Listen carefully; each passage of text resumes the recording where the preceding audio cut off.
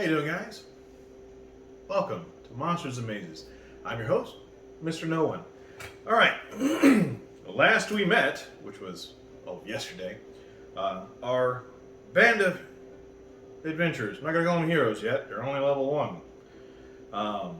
And we do have the classic party. We have a fighter, a cleric, an elf, which he takes the role of the magic user, as well as a thief. Now, these guys had found out about a set of ruins that had been somehow disturbed, a portal to the underground, to the underneath of this like ancient wizard's tower. They only call it a wizard's tower because it's a legend.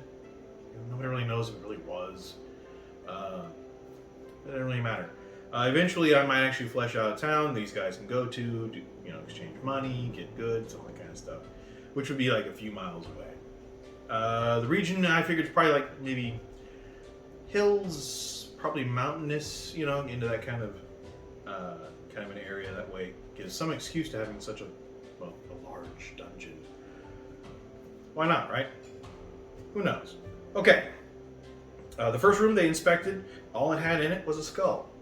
And unidentifiable because the dice didn't allow me to identify it.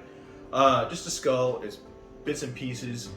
No skeleton or anything like that. As far as like how it's worked. Worked? Stone masonry, right? So it's maybe it was a basement. Who knows?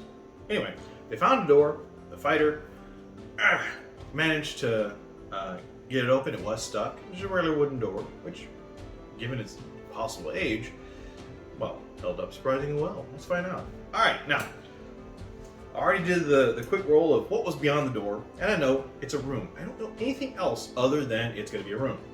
Well, let's go ahead and begin the process, once again, of creating another dungeon room. All right, so, go to table 5. We're going to go ahead and man, I gotta roll. What am I looking at?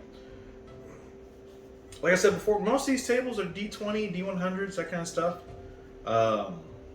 So fairly easy as far as generation's concerned. Let's go ahead and we have awesome. We have an unusual shape and size. I rolled an 18. Alright, so we go to table 5A, unusual shape. Roll a D20. D20, I've got 16. I got a hexagonal. Ugh. Okay, now I have to figure out roughly how big it is. Alright. Unusual size, because it is an unusual shape, so we'll give it gives a generalized, roughly how large it is. As far as like square footage. We have 14. Whoa. This is a fairly large room. 3,400 square feet. Oh, yeah. Give me a minute. I have to consult a calculator. I had to do some math. Yay. Alright, anyway. So it comes out to about 12 deep and about roughly 6 on a side. It actually comes out to closer to 7 on a side, considering these are 5 foot. So I may want to off-put it. That's fine. I can work with that.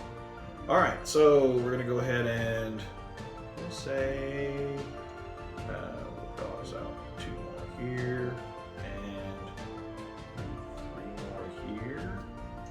All right, doesn't have to. Oh, that's gonna be big. All right, so 1, 2, 3, 4, 5, 10, 11, 12. Off the edge we are. So. We're already here.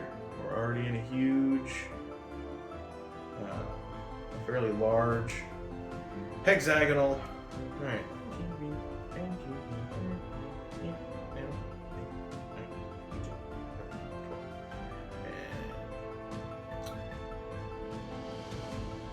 And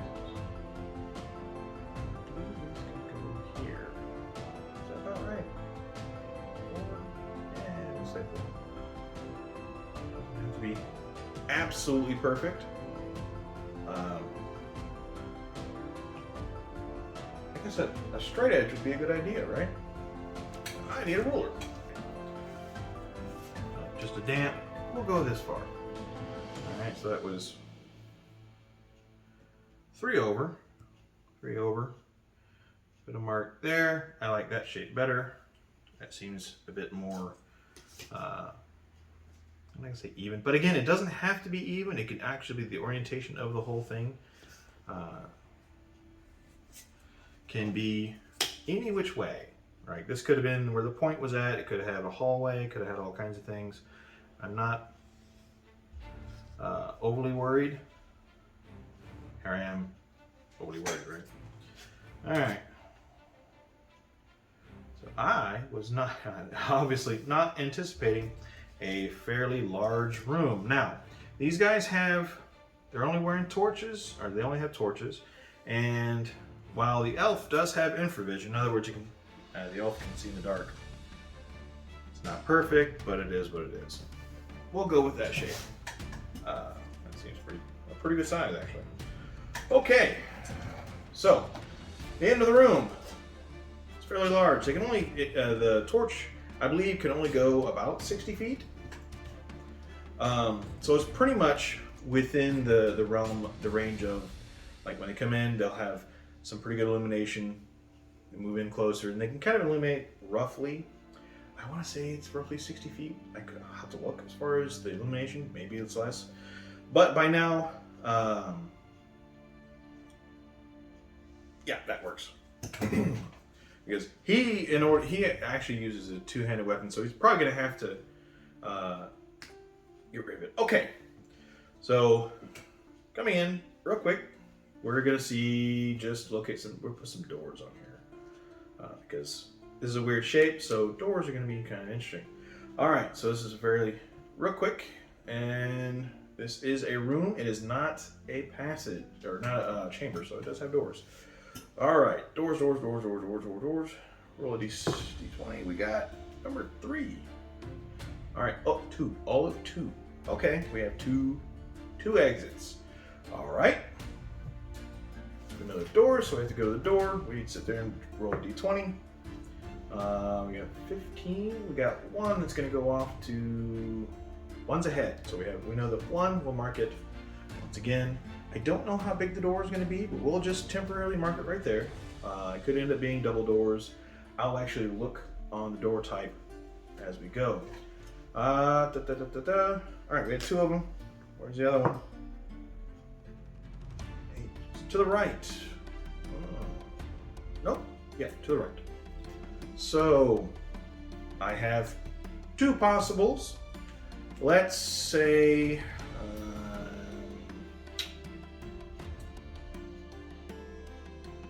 okay. Closest one, 1 to 50. Furthest one, it is 51 to 100. And we'll go from there. Or in the middle. Do we really want to go that far? I could do that. It could be just a strange, like, passageway. That's fine. Let's go ahead and do that. All right, so 1, 2, 3, 4, 5, 6. Roll a d6. 3. In the middle. Which is fine. Okay, so we have a door. Here, that means I will go ahead and maybe... did I throw it away? What did I do with it? Did I really do that? Anyway, alright, so we'll put a door here. And I'll square it off. Okay. That's really, really fun, because now, once these guys want to go in a direction, I have no idea which way they're going to go. But we'll find out. Alright, so we have doors, roughly where they're at. I'll figure out what kind of doors they are. If there's any kind of room contents, real quick, I can do some... No, I can do any dungeon dressing just yet. Alright. Did all that. Got some doors. And of course, we'll have to figure out what's behind the doors, so on and so forth. So, hey, we have more rooms. No idea. Alright, cool beans. We got all that. Individual shape, size. We have exits. We already did all that. And... there. Alright, chamber contents. Here's where it could get fun. Alright. we'll figure out doors and what kind of doors and anything like that. All right, so they enter the room. He enters first. Well, yeah, that's fine. I'll go ahead. What do we got? Number 8. It's empty. Okay. Just initially when they go in, there's no surprise attack. It's empty. All right. Well, you already know that just because it's like it doesn't have anything in particular, and it came again. That's fine. That's fine. I've got other places. We got other places to go. All right. So they enter the room. All right. They all just enter. But yeah, let's go ahead and find out what's gonna be. Our thief has a tendency to like to hang around the doors just in case. All right, real quick, we'll do some dungeon dressing. Now, here's the thing though. It's gonna take, if they want to explore it, and I'll figure it out if they will. If they want to explore it, it's gonna take time, right? And the more time they spend in a room, which can take about a good bit. They'll say this may take a couple of turns to actually for them to go through it if there's anything in here of note, and we will roll on the encounter table to see if anything happens to come their way, and then how far off it is. All right, which isn't necessarily something to note as far as the room is concerned, especially right here. It's just something as we're playing. This is what we'll end up doing. What am I rolling out for? That's a D6. Let's see what we got for D6. Number 2. A brazier.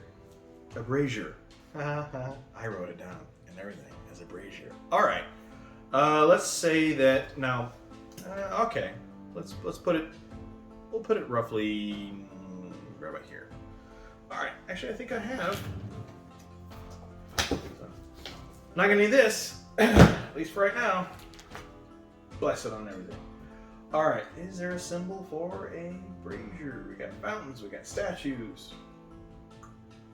I guess not. So we will simply draw. And this could be like a fairly large, maybe it was at one point in time. I don't know, I might put them at, yeah. You know what? That's perfect. Okay. Again, still work. It's dark. It's not. There's no real dust here. You know, oddly enough, considering the passes, how old the ruins were, there's really not a lot of dust. Right? It's not that it's clean. It's just that it's not like, you know, it's not been messed with too much. Now we can do we'll do a brazier. That's fine. There we go. Okay. Here's where we should start using the multicolors. I should probably do that. All right. So. And you know what's fun? What I actually kind of like about this the notebook is it gives me shapedids. You can't beat that, right? Okay, so let's say roughly, somewhere around about here. We'll do a fairly good size. Yeah, why not? What's the center of this room? Right, yeah, it's up center. All right, so yeah, right about there. Okay, so we have a.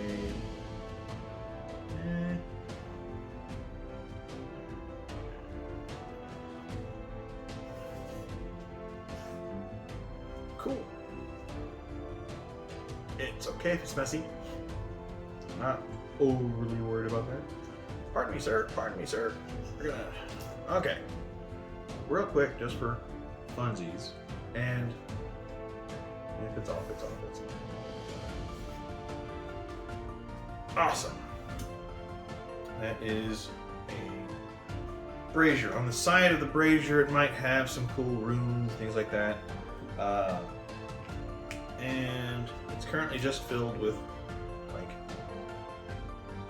cold lumps. Maybe, cold lumps. Just pieces of wood, probably petrified at this point in time. But, however, around it, I'm gonna say that there is in the floor, around it in a circle, there's going to be in the floor, carved into the floor, a set of just runes. Right? I've got no, like a magic circle, but I mean, like some kind of permanent magic circle. No idea. So roughly, let's see, or guesstimate. Right around in a rough circle. It's very large actually, but the circle itself, you can only see it from a distance, and it'll have, some like mystical looking writing. No one's going to be able to read it kind of stuff, but around it,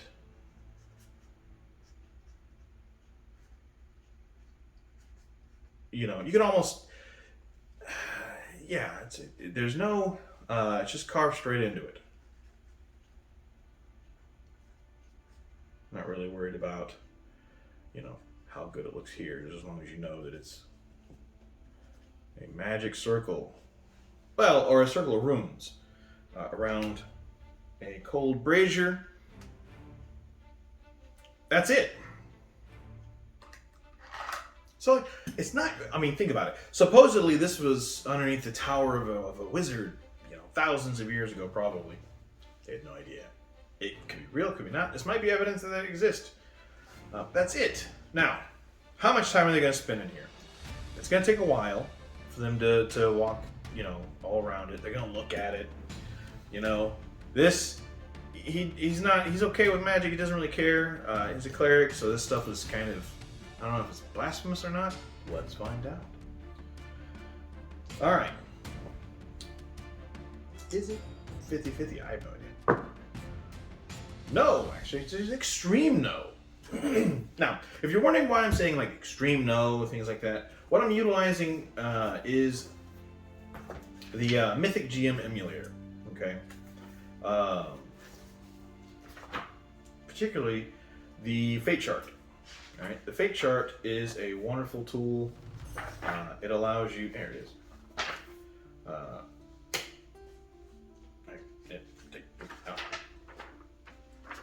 It's right here. All right. Whenever I get an opportunity to actually be able to send links, I may have to do a scroll across or something, because right now I can't actually add any kind of links in my descriptions. Maybe the pin comment? I don't think so, but here we are. Anyway, the Mythic GM emulator is awesome. And the Fate Chart is kind of cool. Nothing has really happened. These guys are just, oh, look at that. No, I don't know. The role-playing part I'll eventually get into. Right now, it's primarily I'm just showing you all the fun stuff. And that's actually kind of cool. All right, but here we are. We have 2 doors. What am I thinking? I'm getting too much into this. So we have a magic circle, at least runes carved in it. Anytime you see runes carved into the floor, like around what looks to be a brazier, we'll say a fire pit for like a better term. Let's say it's like a bronze, right? The actual brazier itself might have some runes corresponding to whatever's on the floor. I have no idea. But yeah, that's actually kind of cool. Okay, but we have 2 doors, so let's find out what kind of doors they are. Going back to my random door types, we got, okay, for the right hand side one, we have, well no, we'll do in order that I got them. Okay, so the furthest one is 83. We're looking at an iron door. Stuck.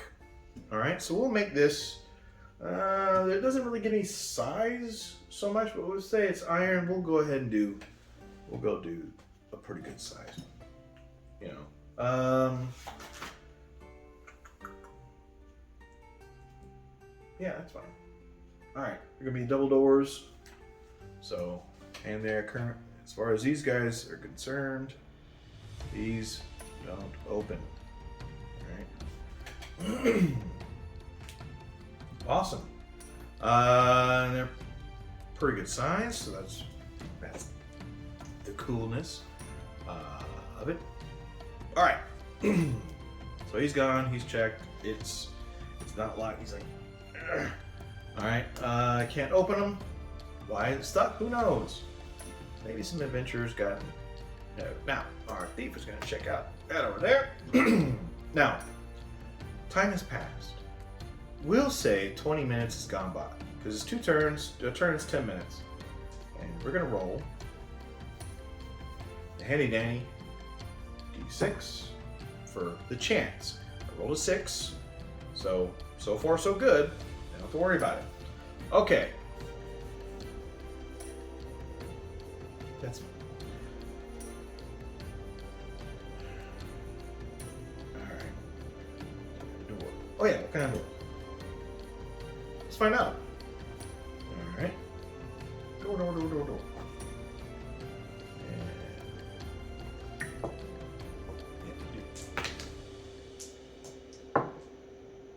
18. 18 is a wooden door. Stuck. Wooden door. Alright, we'll go ahead and we'll make this again, I'd say another double door. So maybe this is important, maybe this isn't. Who knows? Alright, so we have...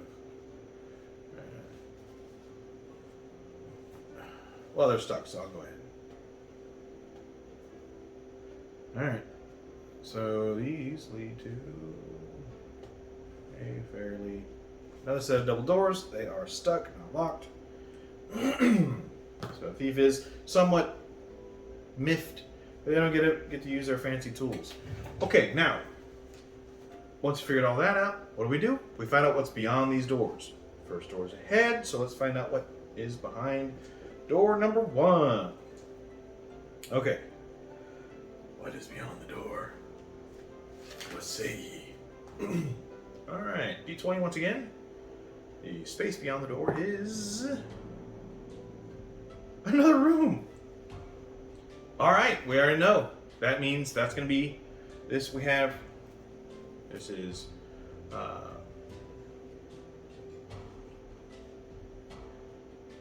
2. This is 1B. 1B. We will circle these just for right now. Okay. It'll just be like B, A, B. The only reason why, and this is going to be the future. Alright. 1C. And we'll figure out what 1C is later on. That will be the next one. Yay. Well, actually, it depends. Alright. These guys technically have choices, so I may just actually... That's fine. They may go that way, they may go this way. I don't know yet. Depends on whether or not he can open that in one go. That's a good one. If he can open this up in one go, they'll go that way. But that looks harder, so we're not going to label that just yet. I just know that that's going to be... no, that's fine. That's fine. Because wherever they end up going, that's the next room. And that will be C or what have you. No, screw it. Screw it. I said it was 1C. That's what the dang thing is. Okay, this is going to be 1D. Alright. You know this is a room. Actually, you know what? Nope, I don't know that's a room. What am I doing? Alright, one more time. D20. 5. What's 5? Passage. Ah, cool. It says a passage straight ahead. So, in this parlance, it's basically, and I might actually offset this down just because I like the even numbers kind of thing. So, go this way, and the doors would be like just set into that.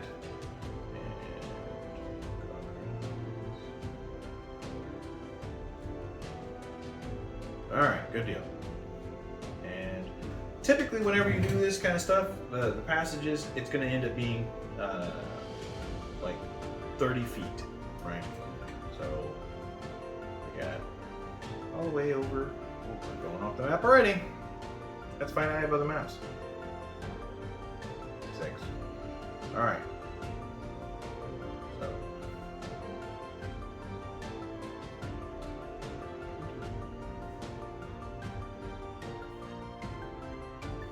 Alright. Usually these passages you end up drawing them 30 at a time.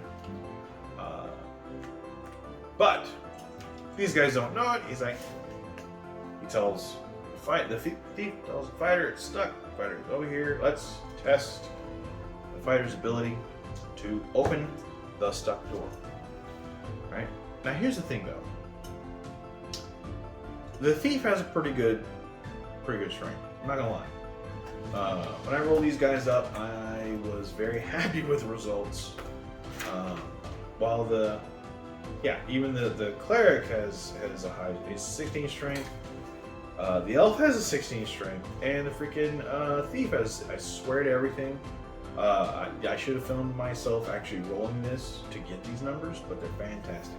Anyway, actually I think these because I made the adjustments that I could. Alright, so we have a 5 and 6 to unstuck the stuck wooden doors. Real quick, what do we got? He makes it. Alright, rolls it. Rolls that too. Alright, one of these days I might actually have a camera over this stuff so you guys can do all that. Anyway, and that is it. We have a room going pretty much north, straight ahead, however you want to look at it. And then we have a side, what would be considered like a side passage. That's all.